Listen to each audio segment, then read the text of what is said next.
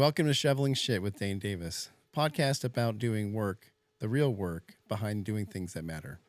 I would like to share a story about how I came up with the idea for this podcast and where the name came from and all that background. I started this whole journey when I bought a farm. A few years ago, I was out in the stalls shoveling with my boys and cleaning out from the horses and the cows.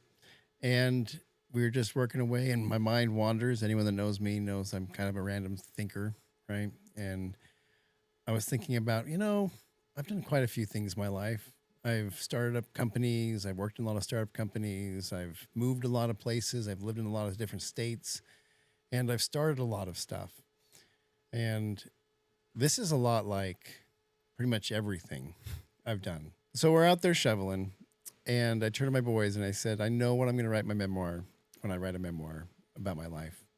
And they looked at me like, Dad, what are you talking about? We're shoveling crap. And we're not like, what are you even thinking about? And I said, well, I'm just thinking about life and writing up my experiences. And I know what I'm going to write my memoir about and what my title's going to be. They said, what, Dad? What are you going to call it? And I said, I'm going to title it Shoveling Shit. And they're like, what? Like, why? Dad, you don't swear. Why would you call it that? They didn't even have a clue that I would like title the book of my life a swear word. That's just totally not me. And I said, well, because, sons, this is just like life. Life is about getting up, showing up, doing the stuff that no one wants to do, just being a hard worker and getting stuff done, even if it's crap, even if it's dealing with crap. And I told them a lot of the startups I've worked with is picking up after people's messes, trying to figure out what the best solution the solutions are. Sometimes they're crappy and they don't smell well. I worked in the trash industry for a while doing, refuse trucks, and that's pretty smelly work. And I did not like the smell of it, but I was underneath trash trucks getting dripped on by who knows what. And it was disgusting. But it was a startup company. I was excited about it, and I showed up every day, and it's just what I did.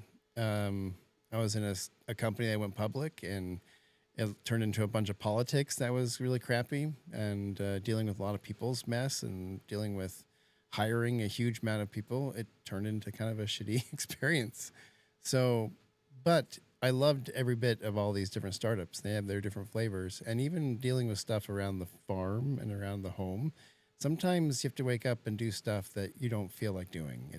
You're tired, your back hurts, you're sore, it smells. You wish you could just have someone else go do it.